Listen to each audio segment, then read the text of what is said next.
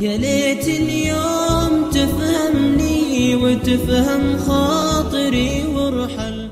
Number one a cikin abubuwan da ya kamata kafin lokacin haji ya kamata mutum ya riga ya san kana da niyan zaka yi hajj.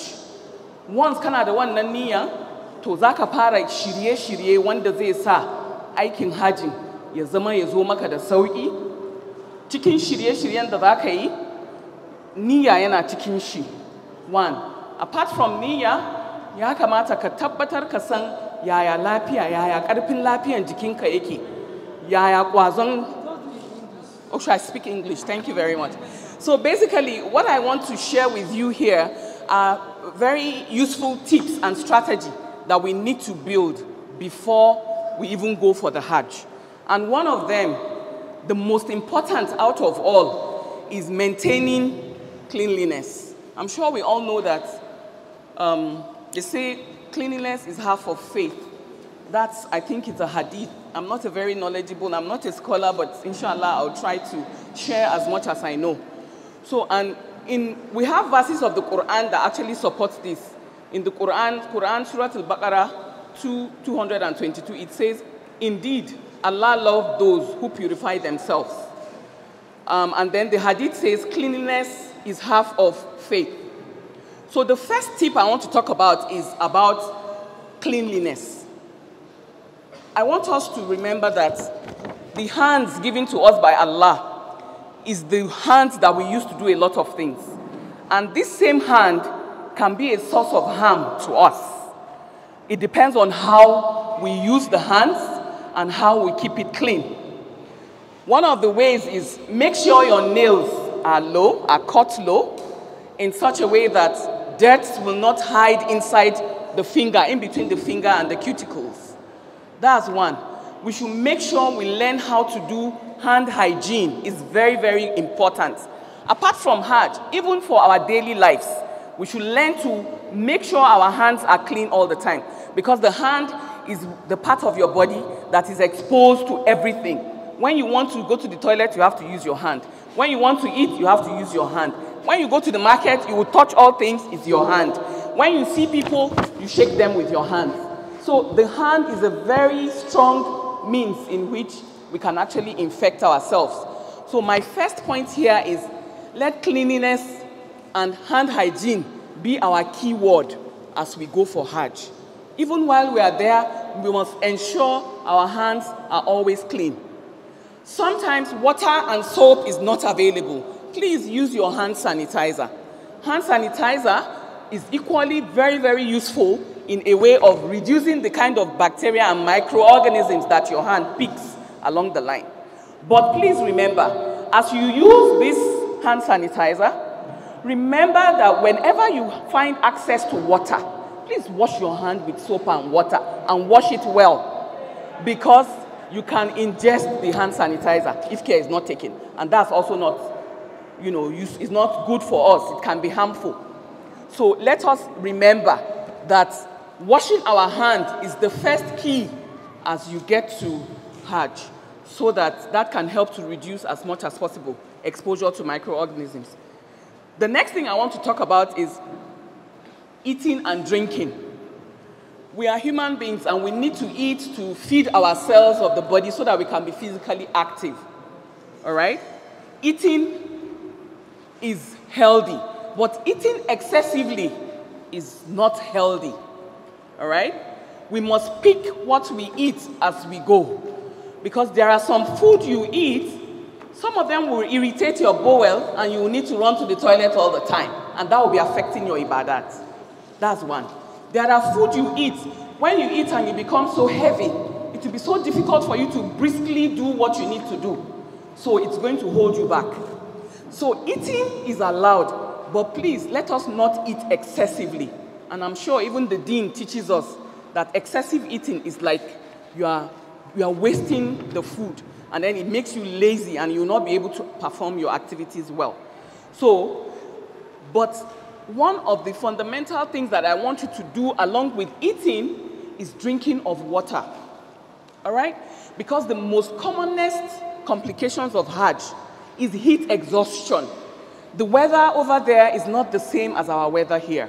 And that weather can be very, very, very harsh. So, and the fact that you are not a resident of that country, once you get there, the ability for you to get dehydrated is higher for those visitors who are coming than for the people who are residents there. So please remember, take lots and lots of water. Okay? But I'm going to advise you, please. There is a tip about water, taking water. Sometimes, like in the morning, let the first water you are taking, you can add a pinch of salt to it. And if you have lemon, you can drop some lemon in it. Why? That is like you are adding electrolytes into the water. Water that has electrolytes is healthier for you than plain water. When you take lots of that other water, you just keep going to the toilet to wee. But when you take water that has electrolytes, your body will retain those electrolytes and it will help you to have the strength and the stamina to be able to perform your activities. Yes, no, you put a pinch of drop of salt and add a little drop of lemon. Yes, table salt is equally okay because not everybody who gets sea salt. Sea salt is the best. If you have sea salt, beautiful. Sea salts, they come like crystals. You see them come on stone haka. Inka samu gudabiu, say ka jefa cikin ruwa daya. Say ka sa like 2-3 drops of lemon. Say balancing. ORS is good, but ORS should be when you really need it. It's not all the time, but this one, if you make it a habit of taking it, it becomes like filling your body with electrolytes instead of the ORS that has everything. The ORS come to play when there's serious dehydration, when you are sure that you really are hot, you were sweating, when you sweat so much and you find out that even your tongue becomes a little bit dry and you feel very fatigued, then you take ORS. But under normal circumstances, if you keep taking the electrolyte water, you will not be dehydrated. Even during Ramadan, it's recommended that you take that water that is electrolyzed. And how do you do it? You don't have to go and buy ORS. You can just add a pinch of salt and drops of lemon, and you are good to go. So take water, but make sure the source of water you are taking is hygienically perfect. That means when you go to take water, don't just take water from any tap, please. Try to ensure that you have water that you can take. And thank God, even Zamzam is the best electrolyzed water. But it's just that when you get to Hajj, you may not maybe you may not have access to getting the Zamzam water. But before then, while you are there, make sure you take water that has some electrolytes in it. But also remember, don't take too much water at a time. We need to learn the habit of drinking of water. I'm going to share with you today. Some people feel that drinking of water is when you are thirsty and you just keep gulping and gulping and gulping. As you gulp and gulp, what you're doing is you are challenging your kidneys. It's not healthy to drink water like that. The right way to drink water is the way the Prophet ﷺ has taught us. Sips. Don't gulp. When you gulp, you're taking too much. Before you know it, you would have taken a lot of water and it goes straight to your kidney and the kidney needs to push it out. So you are disturbing the kidney. But the best way to drink water is take them in sips. I don't know if I'm communicating because the truth is, if you gulp and gulp, you will be looking for where to go and wee-wee in the next minute. But when you sip, your body will be utilizing it gradually in such a way that it doesn't challenge the kidney. So let us just take note of that. Then another thing I want to share with you is about you need to be sun smart. What do I mean by being sun smart? Being sun smart means don't unnecessarily expose yourself to the sun. And there are many ways we can reduce that.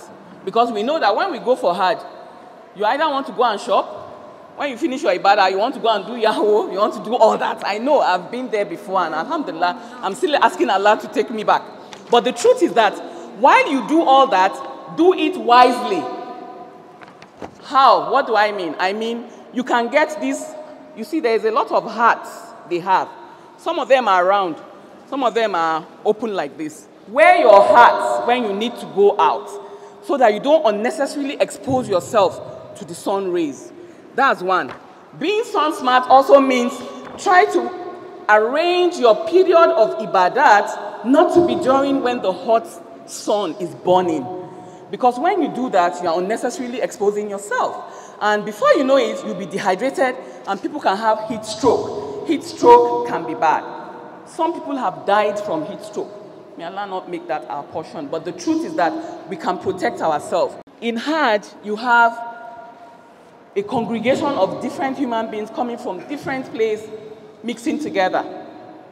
Some of them are not well. Some of them have communicable diseases, and you will not know. So, people who are, and the tendency is that when you are busy doing your activities of Hajj, it takes a lot of tone in your system. It can also affect your immune system.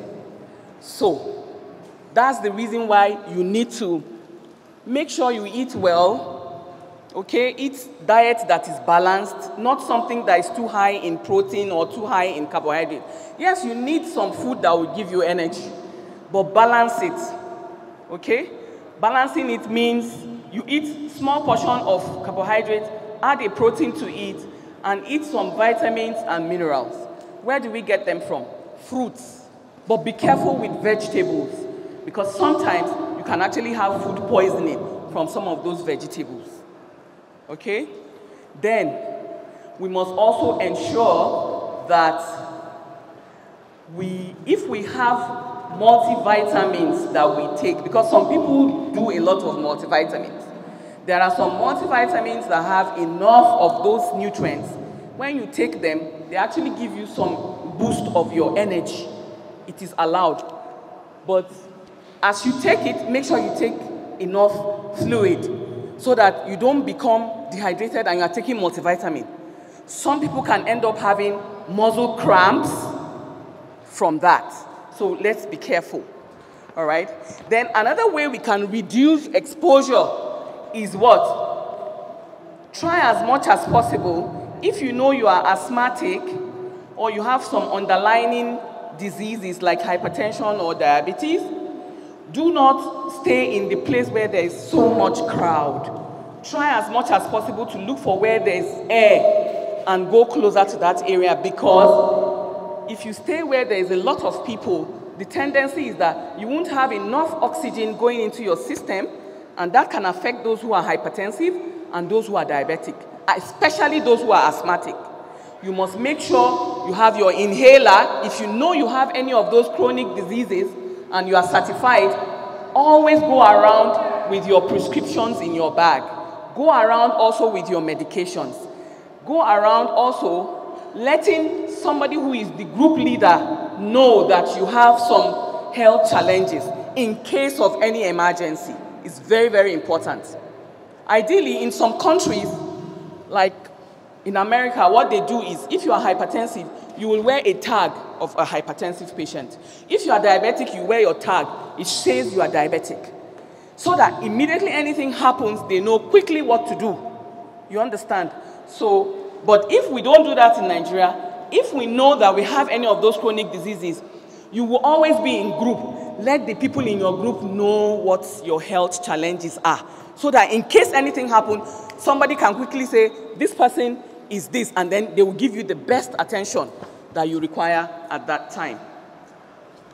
Then, I'm sure Malam was talking about use of mask. Use of mask is very important in this type of journey, because just like we said, these COVID things they are talking about, or any airborne disease, you can actually contact it from the crowd. But when you use your mask and you use it in a healthy manner, it's going to help reduce, at least to some varying minimum, how you can be exposed to these airborne diseases.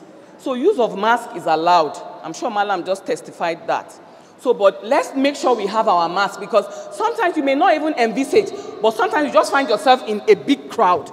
So make sure you bring out your mask and wear it while you are in that crowd. When you leave the crowd and the place is airy, you can remove your mask. Okay? It's going to help reduce. You will protect yourself and you're protecting others. And that's also part of ibadat, when you don't bring harm to others and to yourself. Okay? So another thing is, managing people who have chronic conditions. You understand? People who have hypertension, diabetes, or any other cardiac diseases can easily be triggered when there is a crisis. Do you understand? So it's important that if you know you are hypertensive, you are diabetic, you must have known how to check your blood sugar before you go for Hajj.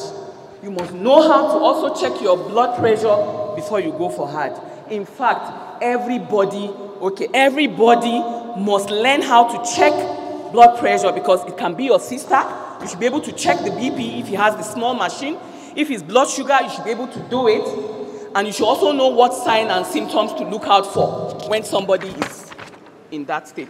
So I just here mentioned a few things so that we'll know that these symptoms, when you see it, you know what to do, okay? Symptoms of heat exhaustion will be, somebody will be sweating heavily. You know, like when you are sweating continuously, the skin will become cold.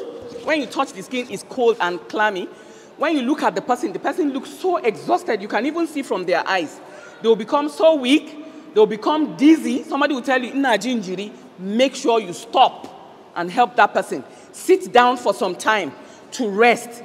Don't let that person continue with whatever he's doing, because if he continues, it may end up into heat stroke, and we are trying to avoid that.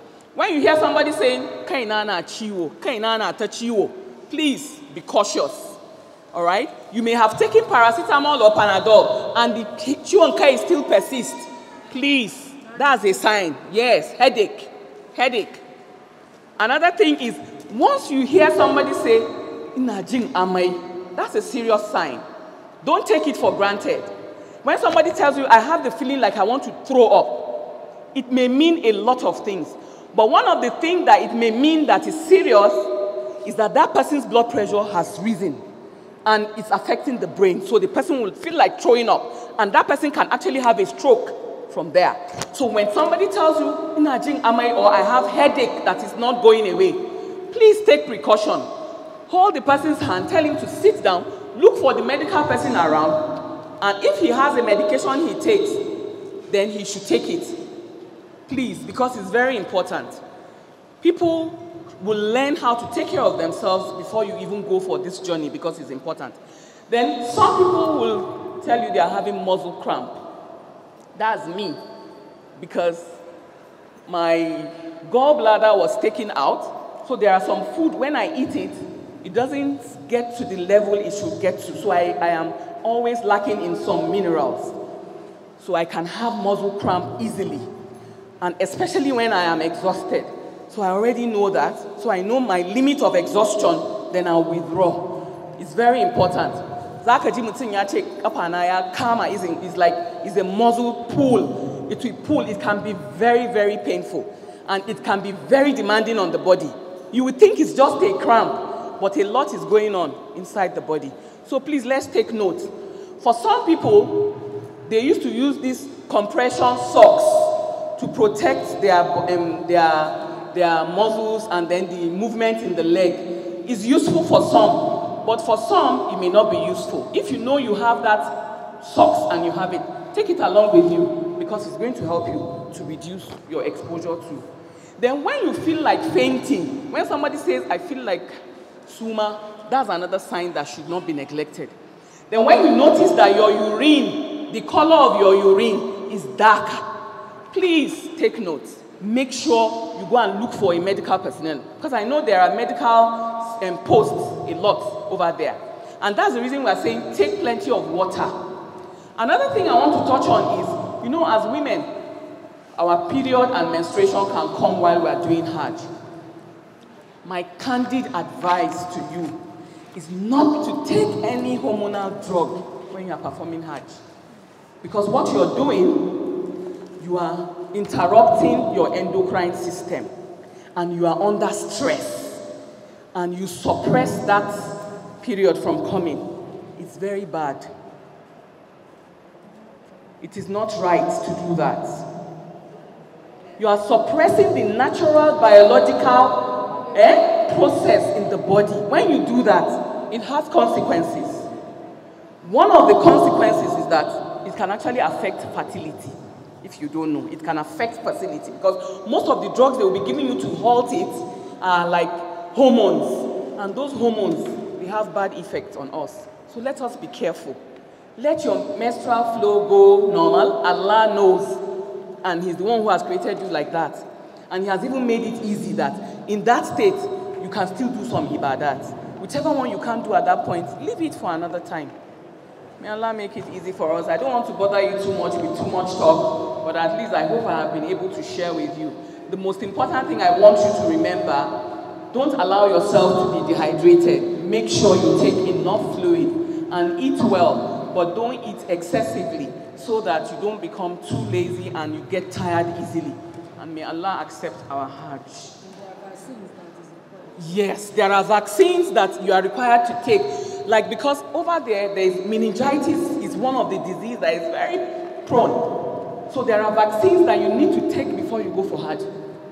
You know, your yellow card, I'm sure in your yellow card you are supposed to go and get them. Meningitis is one of them. Okay? Yes, meningitis is one of them. Then there's another one. Some people in some countries, they will even ask you to take COVID vaccine. Yes, because where one is going, you don't know who has COVID. You don't know who is going to expose one to. Some countries will say that, but I don't know Nigeria. I don't think Nigeria will ask you to do COVID. But meningitis is fundamental and some other vaccines. So please, let's take care of ourselves and may Allah accept our intentions and accept our ibadat.